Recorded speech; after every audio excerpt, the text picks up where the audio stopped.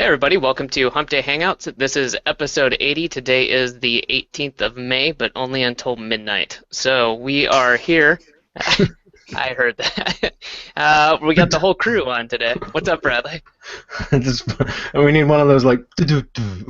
Yeah, just kind of like maybe the sad horn. Wah, wah, wah. All right, so Chris, how's it going, man? Excellent. How you doing? Can't complain. Finally getting some sun here. It's the middle of May. It's starting to act like spring. So, Hernan, how's Barcelona?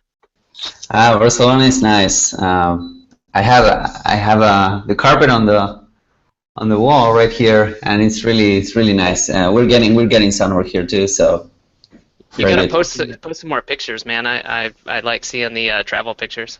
Yeah, that's definitely something to do. Cool. Awesome. Is hanging rugs on the wall a Barcelona thing? Yeah, probably. Yeah, apparently I came here and it was like that, so Okay. I'm assuming it is. That's his temporary sound studio. So Got it. Acoustics. yeah, Marco, how's it going, man? I'm still in paradise, man. Good deal. Good deal. I take it the weather's a little bit better. You're no storms today. It still rains in the afternoon. I'll get a rainstorm real, but you know, it's the price you pay for the life you live. It's cool. Awesome. Hey, Bradley, what's up? What's up, man? I'm trying to multitask and type in on the events page while. All saying right. hi, I was about to say we'll keep going. I'll run through some announcements and then we'll get going here pretty quick, everybody. Let's see, real quick. I wanted to let everybody know our mastermind webinar in 2 weeks is coming up. So mastermind has private webinars every 2 weeks. We're gonna have Lisa Allen back on. She's launching, and I don't want to butcher the name. Bradley, do you remember it? Is it Rank Feeder or is Rank it? Feeder, yes. That's it. Yeah. Okay. So Rank Feeder. So she's going to come on and be talking about co-citations and some other cool stuff. So eventually we're going to talk to her and see if she's okay with kind of pushing some of that information out. But for now, it's just going to be with the mastermind, and then we'll see what we can work out later. We've got a really cool contest coming up. I'm just going to show you the back of something that somebody could win. Not just somebody. We're going to give away several, and there's going to be some additional prizes, including some memberships to our various courses.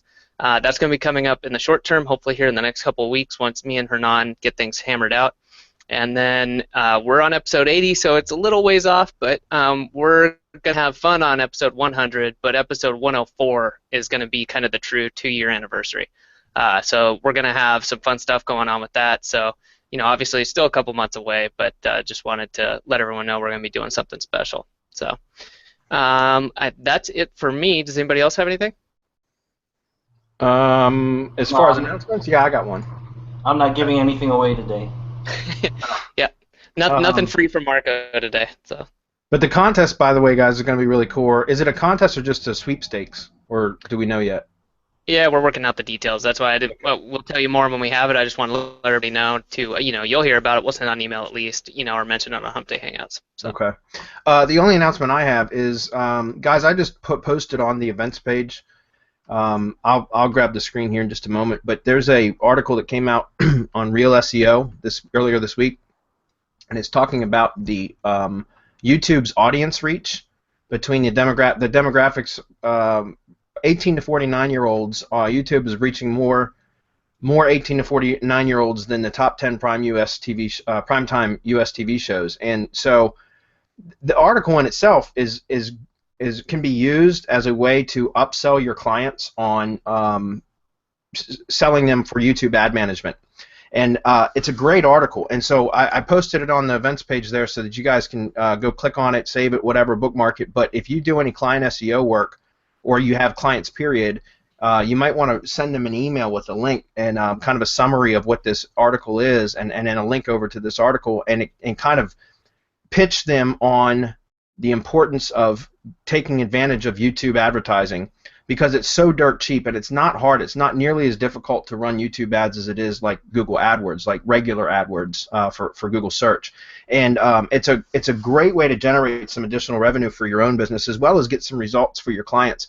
And so I dropped that link on the page. I've sent it out to mine already, and I've already had 2 of my clients call me up and ask me to give them more information about YouTube ad management for them. So like I said, you could use it as kind of a way to pitch them a soft pitch by sending them some information that's going to validate the fact that if they're not advertising on YouTube, they're missing out on the younger demographics for their businesses, which I think is pretty pretty amazing that YouTube is actually getting more viewership during primetime TV time than even the top 10 shows are for that demographic. To me, that's pretty incredible. So anyways, I dropped it there. There's also a link underneath of that for Justin Sardi's video ads crash course for anybody that doesn't know how to run YouTube ads. It's a $97 course. Great course. Justin Sardi's the one that taught me how to run YouTube ads. So you can pick that up there. And in fact, any of you that are worried about that don't want to go purchase another $97 course or whatever, what you could do is actually send this article out to your existing client base and see if anybody bites. And if interested in it, then you can purchase the course because you know that you're going to sell them on a YouTube ads campaign anyways, if that makes sense. So I just wanted to share that with you guys. All right. Anything else? Or should we get into questions? Yeah, let's rock and roll. Okay, let's do it. Hopefully you guys will find that helpful. What I meant to say was, clients. Let's get into it. Woo! I'm working on my webinar. Okay. But yeah, anyways, I had 2 clients come back already and ask me for more information. So, by the way, Wayne, I want to say thanks for that, dude. I'm going to have nightmares. Thanks. That reminds me of Mimi from the Drew Carey Show. It's been a few years. And that's actually Bradley demographics. So. Yeah.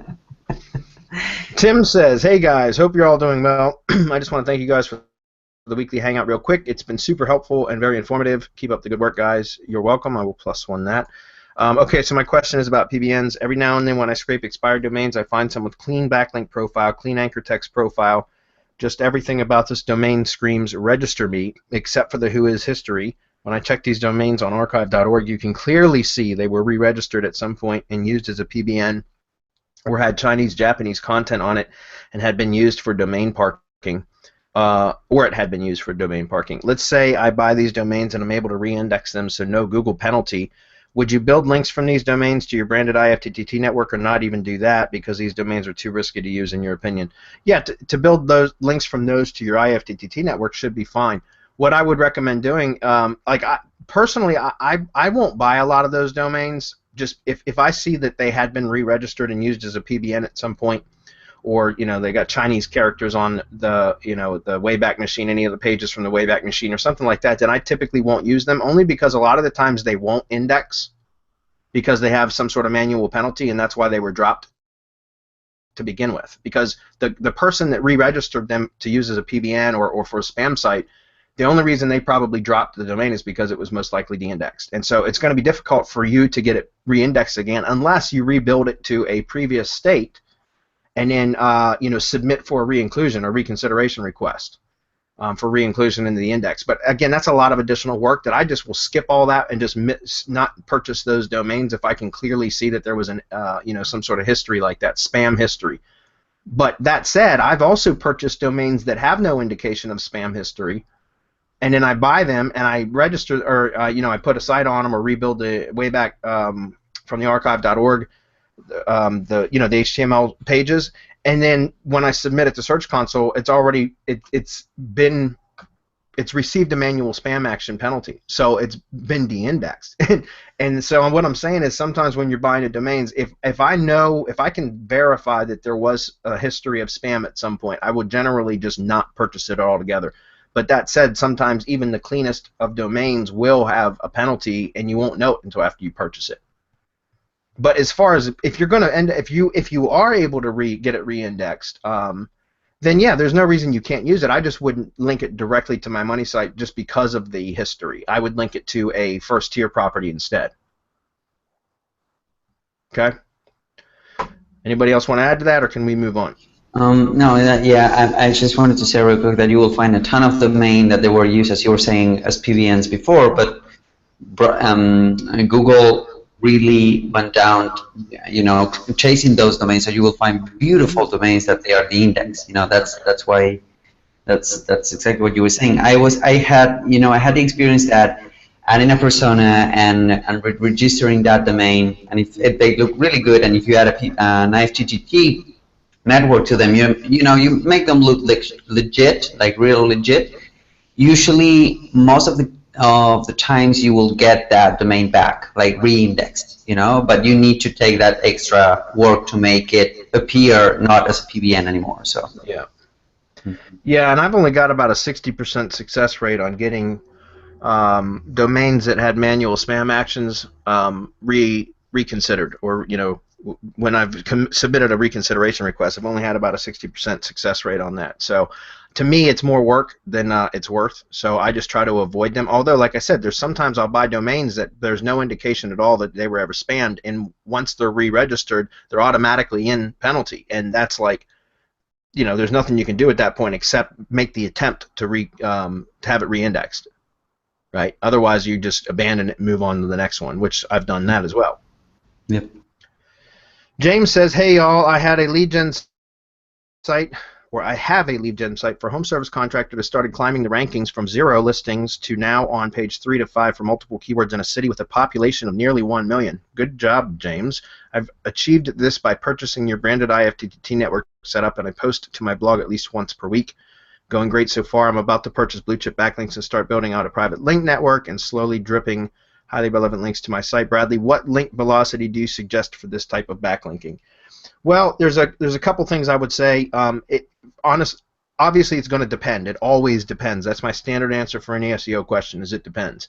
However, I can give you some guidelines or parameters that based on like what I do. Number one is go look at the competitors, like who you're competing against, and take a look at their backlink profile and get an idea. Because remember, a lot of local sites, guys, don't typically. It depends on the niche and your city and everything else, but a lot of them don't have a boatload of backlinks. So you want to.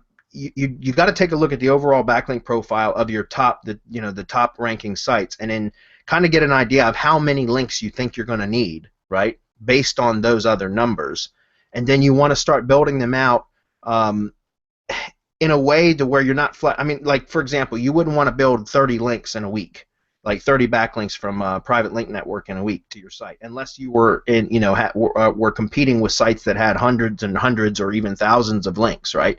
In that case, you might be able to get away with it. But so, if your competitors are only dealing with 100 backlinks or 80 backlinks or 120 backlinks, somewhere around there, then you might want to start going with 2, 3, 4 links per week. But I would take it really slow in the beginning, because if you're buying Blue Chip Backlinks, if you're buying domains from Blue Chip Backlinks that are really relevant and have really good metrics, you're not going to need that many links for you to get some significant results.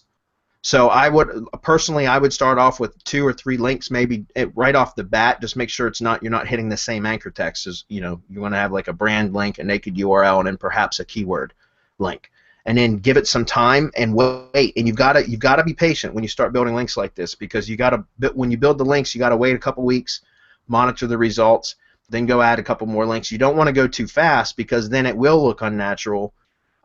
So you just have to be patient, and it kind of sucks. But what I find is that a lot of times, especially when you're using really high quality domains that you're purchasing, is that it ends up taking a lot less than you think it will, for the most part, for you to be able to get the kind of results, as long as you're buying good domains when you do it. You'll find out that even though the waiting sucks because you got to be slow, you can still end up getting the I'm sorry, I got distracted by all that noise. Sorry about the boings. No worries. Anyways, if you have really high quality domains, you might think, okay, it's going to take me 20 backlinks that I'm going to have to purchase these domains and rebuild these sites, but you end up being able to achieve the results with only 12 backlinks. Because you were patient and you waited, and those actually took effect. And so that's what's good about that is then you have some, let's say you had already purchased 20 domains, or that was your intent originally. Now you've got essentially 8 domains left in the budget for backup or for reinforcements when you need it, if that makes sense. So you don't want to remember, guys, I always talk about using the bare minimum to rank stuff so that you always have, reserves. You always have stuff left in reserve in case you need it. So, anyways, hopefully that makes sense. You want to add to that at all, Hernan, or anybody? No, I think that you nailed it. So sorry, Marco, but the anchor text is one of the most important points to control right now. So I think you explained that real good. So. Yeah. Yeah, I mean, I would start with just a brand and a URL anchor, and then probably, one like keyword anchor of some sort first, just to kind of like prime your site, because you're going to be pushing some juice into it, some decent equity into it from those 3 links, and then from there you can start using some variations of the keywords and things like that in order to start pushing that relevancy. Okay. Earl says, am I making a rookie mistake? On posts for clients, I tend to put in 2 links to their sites.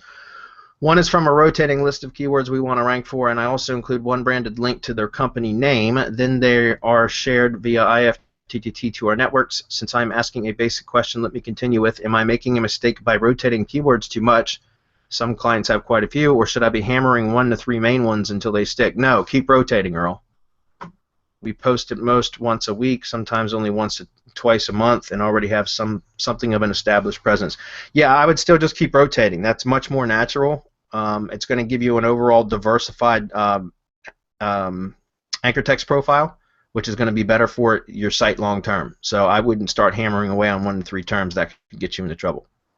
Yeah, in fact, I think that one of the best way to go in these cases is to not use like the same keywords twice, linking to an internal page. Let's say that you want to rank for red juice. You will use different variations, like every time you're posting to that particular page, as you would find naturally online, because it's really hard that two people will link, using the exact same anchor text. So you can use variations in LSI for the different links as well. That usually works really well. So if you're if you're like scheduling 10 posts, and all of them, you want to link all of them to the same page, which, you could do if you drip feed them over the next 3 months or something. You can use different anchor text like every time. So you have 10 different anchor texts, but variations of the same anchor text. So that usually works well in my cases. Cool. Okay, Mark says, hey guys, got a question. When you're building lead gen sites, do you prefer a more national type authority site or a more local county or even citywide type site? Thanks. I usually do like regional type sites. I've been a bit more ambitious in the past and wanted to go after national, type sites, but those projects always end up petering out at some point. And like I might monetize some of those projects, but they only scale to a certain point, and that may just be because I lost interest in the project. You know what I mean? But my point is, like the national type sites, there's a lot to consider with those sites ahead of time. You've got to try to think, because you got to plan for those long terms, because those are massive sites, and it's going to take you a lot of work to build those, first of all, but second of all, to maintain them, you've got to be able to scale your infrastructure and all that. So personally, I like to stick with either city sites or regional sites. A few times I've done some statewide sites for clients that cater to an entire state, but for the most part, I stick with more like regional. So there might be like for example, Northern Virginia. It's an area that has multiple counties right outside of Washington D.C. And so like most of my clients, they service all of the Northern Virginia area. So we end up siloing their sites out using like counties and in cities. And that sort of thing. So hopefully that makes sense. But I prefer more regional type sites personally, just because they're a bit easier to manage than a big site. Although it's really up to you. Yeah, and it makes a lot of sense to kind of attack a project like that, because that way, when you can rank, locally or regionally, it's usually easier than to rank for national terms, or to rank for 50 different states or something like that. So you will actually end up making more money initially, or making some money initially that you can then reinvest in the project to keep growing it, as you were saying, scaling, and that usually keeps the motivation strong. You know what I mean? Yeah. Otherwise, you're planning for the long term, and you have to keep the fire going. Even like 1 year and you're still not seeing results, which is normal case scenario when you're planning for a big national sites. So that's right. Also, if I can just add this, national sites usually have regional offices, and the one thing that most people fail to do when they're going after a national site is to establish that trust and transparency of having one central office, and then whether it's a franchise or whether it's regional offices extending. They have a lot of trouble because then you're dealing with multiple locations, and how do I get maps for multiple locations? And that's part of the process. It's something that you have to think about, and you have to figure out how you're going to do that. Cool. Okay, let's see. Rick Dawes says, hello, having difficulty explaining the concept and benefits of semantic web and IFTTT networks succinctly. I'd like to be able to discuss the SEO and traffic benefits without being too wordy or nerdy. Can you give examples of elevator pitches? Yeah, well, because Rick, the thing is if you're trying to explain semantic web, as soon as you say semantic web, your client's eyes, I guarantee you, gloss over, and like they're daydreaming at that point because they have no idea what the hell you're talking about. So all you need to do when you're talking to a potential, a client or a prospect or whatever about this is just talk about the benefits of content marketing on a regular basis and updating social media, because that's something that they can understand, and they most likely already are aware of the fact that they should be marketing and producing content and updating social media regularly, and they're probably not. At least that's my experience with the type of businesses that I deal with, is they already know that they're supposed to be doing this stuff, but they don't. And part of the reason why they don't is they don't know how, or they think it's too difficult, or they don't know they don't know what we know about how we can set it all up and automate it. So I just talk about the benefits of having up regular content that's relevant to their industry and that their audience would like to, potentially like to consume, that will also have the SEO benefit and the updating of the social media benefit as well. So I talk about the benefits that they're going to receive, and I try to dumb it down to where it's not technical at all, because as soon as you start mentioning technical terms, you're going to lose your audience. You're going to lose that prospect. If that makes sense. Want to hear my pitch? Sure. I'm going to positively affect your bottom line. How I do that is up to me. If I don't do it, you don't pay me. Period. I mean, it's really that simple. When you can bring it down to those terms where they can see, okay, so he's going to make me money. And if he doesn't make me money, then I can get rid of him. But if he does make me money, I want to keep it. You let them do all the thinking. You don't have to do the thinking for them. Deliver the pitch that way, man. And it's a whole lot easier dealing with the client, because that way you're dealing in terms that they understand money. Everyone understands money. So it's just how you come across in delivering that message of how you can make them money. And one of the things that I like to ask questions when I'm pitching. I like to ask the clients questions and kind of lead them into thinking that it's their own decision, right? So, like for example, I'll say, Mr. Business Owner, I'm sure you're aware of the fact that you should probably be marketing on social media and updating and interacting on a regular basis. Am I right? No. Yes. Yeah. Well, is there any reason why, what does your marketing situation look like right now? Like, what are you doing for social media marketing? And are you active on Twitter and Facebook and blah blah blah? And I let them start to tell me how poor their marketing is. A lot of it, sometimes they'll say, oh, occasionally I put a Facebook post up and blah, blah, blah. And I'll say, well, yeah, but can you really expect that to produce any results if you're not active on a regular basis and updating content that's timely and blah, blah, blah? And so by just asking them to reveal what they're currently doing, it forces them to realize, through them telling me what they're doing, that they have a subpar marketing campaign. Like their marketing is not where it should be. And so it makes the sale so much easier. And that's why, again, I don't talk about the technical stuff. I just talk about the things that they probably already know they should be doing, that they're probably not doing really well, and I let them tell me about how poorly they're doing it. And then that's when I can very easily say, well, I can show, I can do this, I can do that, I can update your content. We can provide the content marketing services for you so you don't have to do a damn thing. All that kind of stuff. And that's usually where the sale comes from. Yeah, I was thinking too, I like the way Bradley started off with that about going in, basically getting the yeses, but doing mini closes. Mm-hmm. Do you want this? Yes, of course. Frame this correctly. But what do you want? Is this what you want? Is this how you want to beat your competition? Get them to be agreeing with you, and then go in and think of it just from a closing standpoint, even though you're just telling them about something. Yeah. Like you have two choices. Do you want to do this and be future-proofed, or do you want to do this and fall behind? That's like, one option for closing. You have, excuses, or you can move forward, and if you have excuses today, that's fine, and you don't want to do it, that's great. And then you're going to have to make your own elevator pitch because nothing we're going to say is going to work exactly for your business. So I would create, the one paragraph thing you pitch people.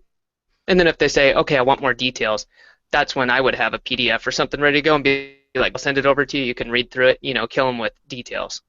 Don't sit there and tell them all about it. I mean, I don't know why anybody would do that, but you need to tell them clearly what the benefits are and then kind of do a closing on it. Like, here's your two choices. You can either be future-proofed and move forward ahead of your competition or not. Again, that's just one. And then, back it up and say, hey, I'll send you this PDF I wrote that explains this type of stuff. Yeah, and then you get them on your email list anyways because now they're warm leads and you can send them autoresponders to sell them down the road if they don't purchase right away. Yeah. So, okay. R. Bacon, he says, Bradley, you often recommend testing whenever you try something different. Can you give some suggestions on the best ways to test the effectiveness of new links? Well, no, I mean, like, I don't test new links as far as you can do it. You can. Like, for example, if you were to purchase an expired domain, rebuild the old content on it, it had great metrics, blah, blah, blah, you could poke somebody else's site with it or a Web 2 of your, a Web 2 site or something like that if you want. In fact, Terry Kyle, I even did a short training. I think it's on his blog, so I think it's available for anybody. But where he talks about doing that, buying an expired domain that has good metrics, topically relevant to what it is that you're going to ultimately be linking to. Find somebody else in that industry for, or another similar type site or whatever that is back on like page 2 or 3 or something like that, page 3, and then point the link there with just a redirect. By the way, you don't even have to rebuild the old site. You can just do a redirect to that site, that page that's on like page 3 or whatever like that of Google search results, and just monitor it, see if it jumps. It was back on page 3, so it's not going to hurt. And then if it does jump and you get, let's say it jumps from page 3 to position 14, you know that link had a positive effect on it.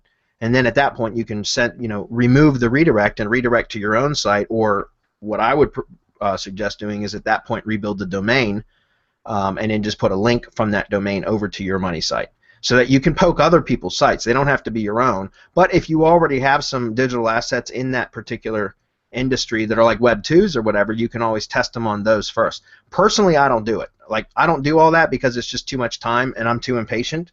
So what I do is just purchase the domains, rebuild the sites, and then put a link to my site and monitor the site that I link to, which is my money site, and see what kind of effect or changes it had. Sometimes it doesn't have any effect. I got to be honest, but sometimes I get significant jumps just from one link. So, but you can definitely poke other people's properties. They don't have to be your own, or you could set up, like I said, some Web 2s or something like that if you don't want to. But again, if you just build it and point it to your money site, like if you're already on, if you're already ranking really well and you're worried about it potentially causing harm, then yeah, go ahead and test on other sites. But if you're not ranking yet, anyways, what harm is it going to do to point it directly at your money site and then monitor the results? And if it had, if it didn't help at all, or it actually caused it to, drop a couple spots, which it may, because that's the typical Google dance, guys. Remember, that's what I was talking about earlier when he was. Tim or James was asking about link velocity, is you don't want to go too fast. So if you point a link at your site, and it could drop 2-3 spots right after pointing a link to it, but give it some time, give it a couple weeks, because it's just doing the normal Google dance at that point. So that one link might have made it drop 2 or 3 spots, but in 2 weeks' time it could be positive 5 spots. So you got to give it a little bit of time, and that's why, like, personally, I don't test on other people. Like, I don't do that testing the new links just because it takes too much time for me, and I'm too impatient.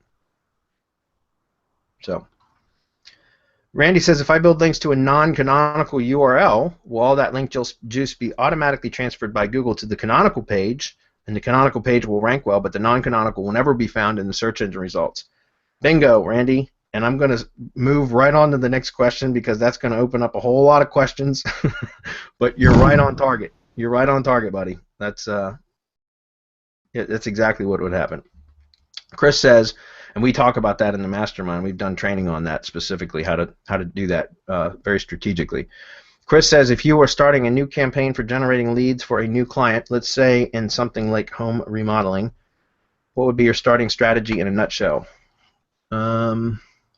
Build a 2-tiered network around a lead gen website and branded YouTube channel. No, as I don't put two-tiered networks around websites, only YouTube channels. But I'll tell you just a moment. Also, do you have a product that best covers lead gen fulfillment plus sales?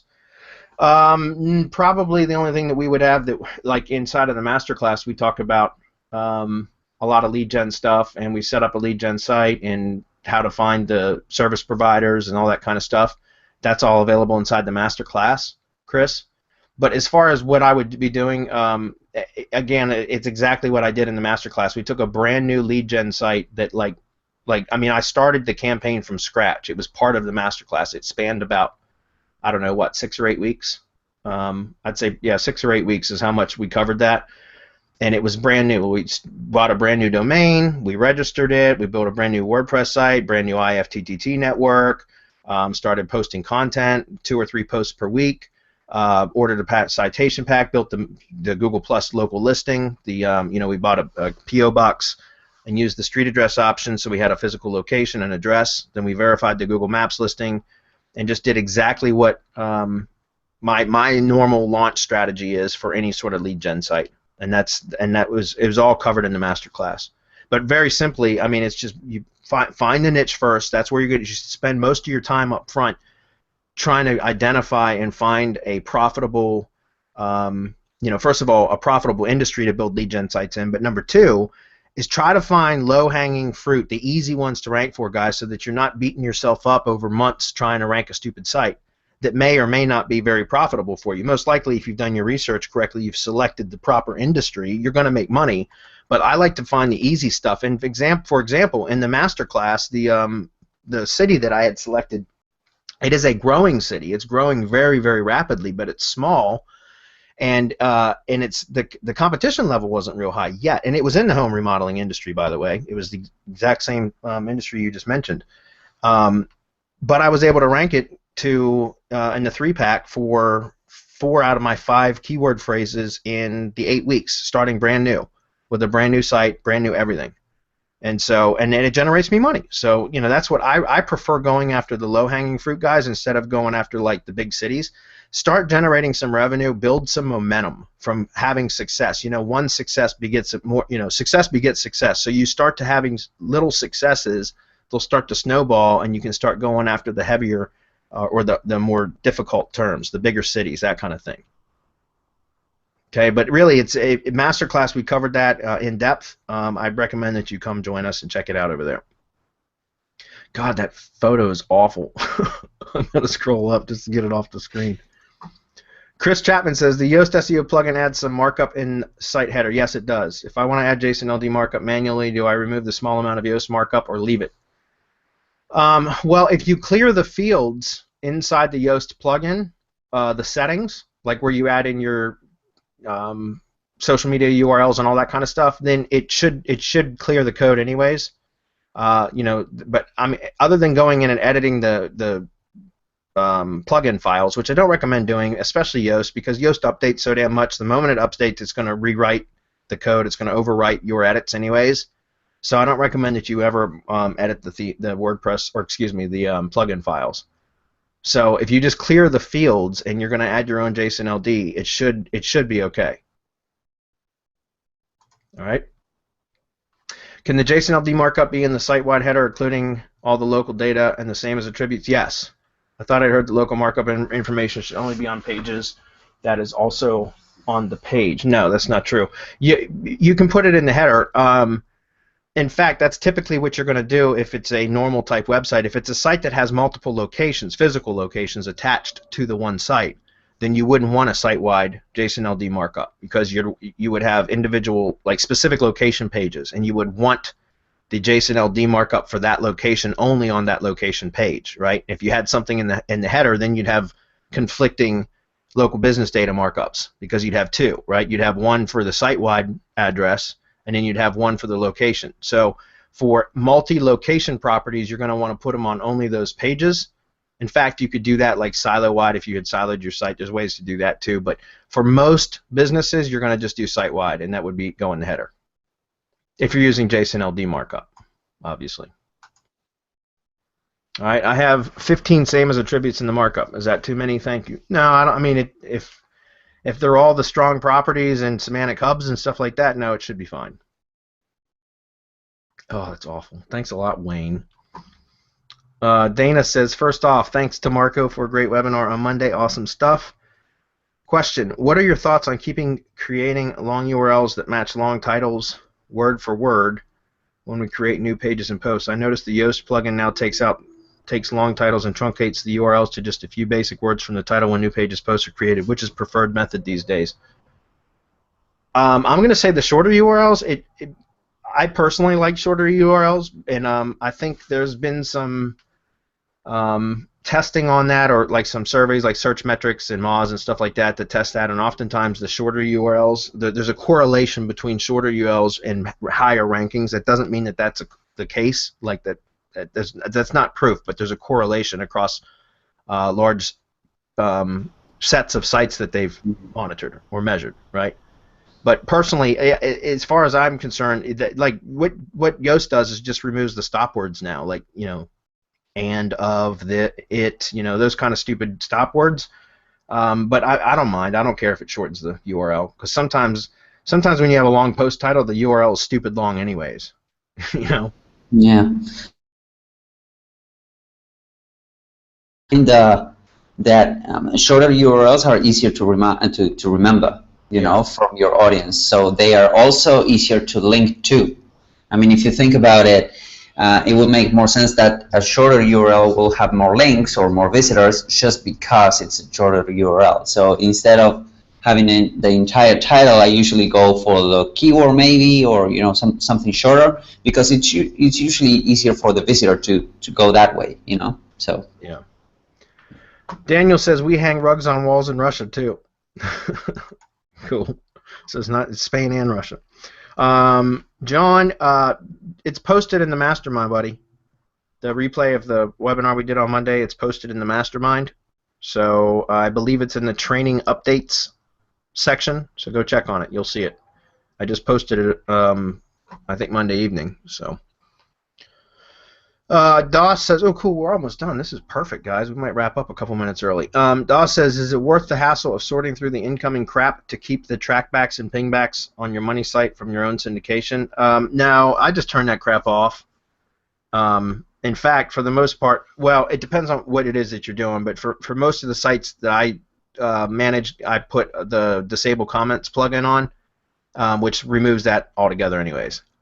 Because if we're going to allow comments on any one of our websites, we usually put in something like Discuss plugin, like, you know, the Discuss plugin, or some sort of social media commenting plugin, so that WordPress comments suck, guys. I mean, it's terrible, you know. And those trackbacks and pingbacks, that's a bunch of crap. It's a waste of time. So I just use the Disable Comments plugin and just completely remove WordPress commenting function from WordPress altogether. Okay. I just ignore all that stuff. Ryan says, do you guys ever use site-wide links, usually branded, I am guessing? For example, I have a client site with 20,000 plus pages. Would a site-wide branded anchor help, or does that power diminish over that many pages? Yeah, Ryan, I would just no-follow it, and yeah, it absolutely diminishes. It used to be, I don't know if it's changed, but I just assume that it's still the same, is that if you had multiple links from the same domain, that Google's only going to count like the top 5 links from that site, whatever it deems are the most beneficial or whatever, to completely are ignored, if that makes sense. So like if you get 20,000 links from one site, then those are absolutely site-wide links, and so I would first of all no follow it.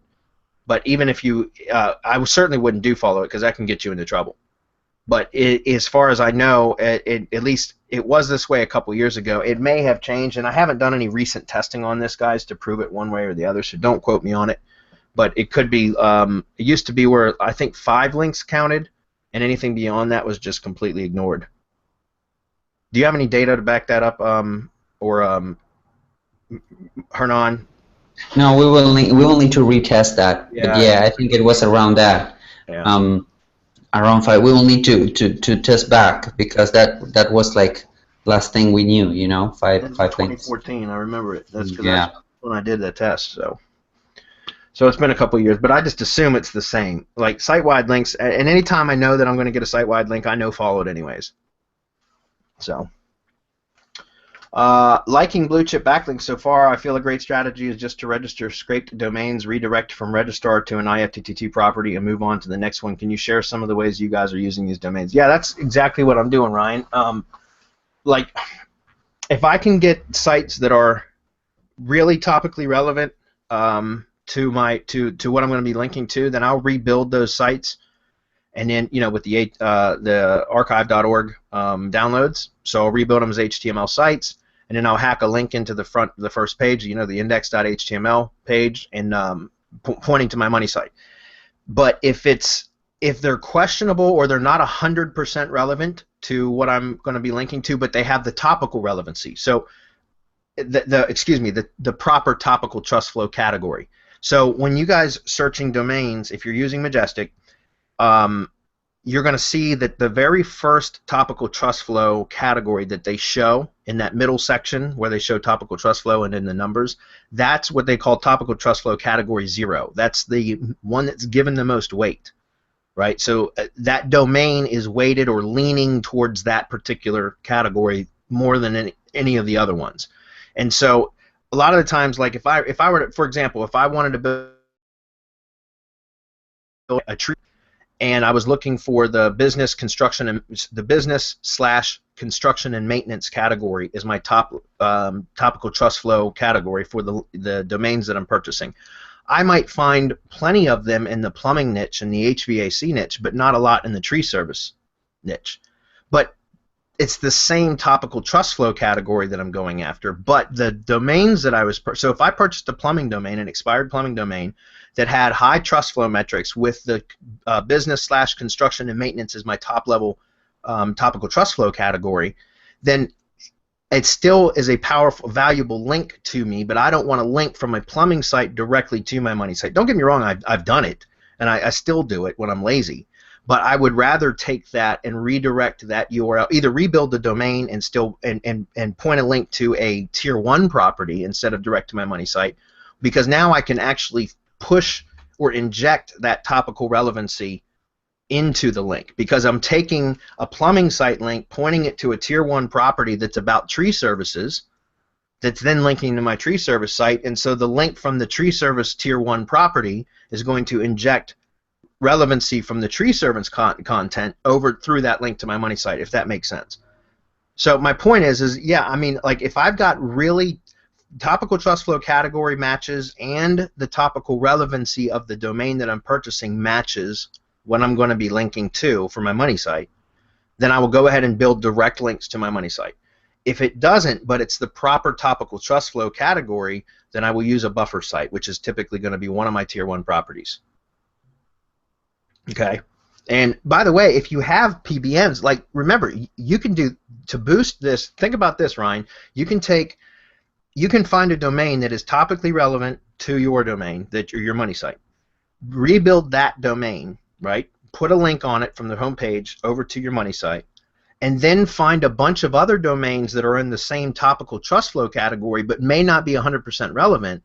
Purchase them and just do 301 redirects, registrar redirects, or htaccess redirects, or even cpanel redirects. You can do that too, to the PBN site that you just built, the first domain that you purchased for link building. Does that make sense? So you can basically boost the hell out of that one, because like for example with the tree service industry, a lot of the tree service sites, it's difficult to find good expired domains in that niche.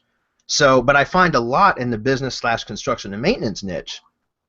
But it's so what I'll do is that occasionally when I find a landscaping site or a tree service domain that I can purchase, then I'll point that to one of my tree service sites, and then I'll take a bunch of the plumbing sites and HVAC sites and roofer sites and stuff like that and point them at that one domain. So I'm basically powering it up, but I'm not pointing it direct to my money site because the topical relevancy wasn't there. Hopefully that makes sense. Okay. Great question, by the way, Ryan. Great question.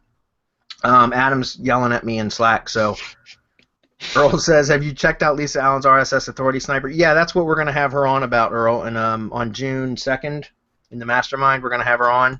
We might end up cutting out her the webinar with her as from the mastermind and making that publicly available. We probably will, because she's going to be talking about RSS Authority Sniper 2.0 and Rank Feeder, and they're both really, really good products. So if you can wait a couple weeks, we're going to have her on. But yeah, it's great. It's a good product. Randy says, can you show that in your Majestic account? Well, we've got to go, but let me pull up one thing real quick. We'll go through this very quickly, I promise. Let's look up, let's just go to Twitter.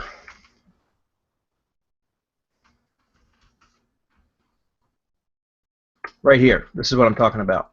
So, like, for most of the stuff that I work in, guys, I work in, a lot of the clients that I work, do SEO stuff for, and my lead gen sites are all in the home services industry. So it's business with the subcategory of construction and maintenance. So these are your topical trust flow categories in here. So like you can see, business, construction, and maintenance. This is the category that I typically am looking for when I'm buying domains, because I can use them for pretty much all of my money sites, if that makes sense. And so whatever you see right here in this first position, this is what they call topical trust flow category 0. If you were to download a backlink report, then the way that they sort it in the CSV file, it's always going to show you topical trust flow category 0. That's going to be first, and that's going to be this number here with the category, and so that's going to be the one that it's weighted the most. Okay. So hopefully that makes sense. All right, guys, we got to wrap it up. Masterclass starts. If I can just add a little bit on this topical trust flow, you can manufacture your own. You don't have to rely on Majestic metrics. Go and manufacture your own, because as long as everything you're doing is themed and relevant and topical, and you're posting regularly, you can build up your own topical trust flow in your niche. I mean, we've shown that in our WHOis Academy, how you can do that. Boom, boom. Boom. Awesome. Okay, guys, thanks. Masterclass starts in about 10 minutes, guys. We'll see you all over there. Those of you that are in Masterclass, if you're not, well, come join. Yeah, and we got some good stuff for Masterclass today. What are you talking about, Bradley? Oh yeah, we should tease that a little bit, shouldn't we? Hell yeah. We're updating the crowd search training, although that's probably going to be made public as well. But I'm going to be going through a whole other, like the last time we did crowd search training, a webinar about it was over a year ago, I believe. And so I'm redoing it. A lot of stuff's changed since then. So today we're going to do an actual formal training on how to use crowd search. So cool, awesome product. Yep. Yep. Okay, guys. Thanks, everybody. We'll see you in a few minutes. Hasta luego.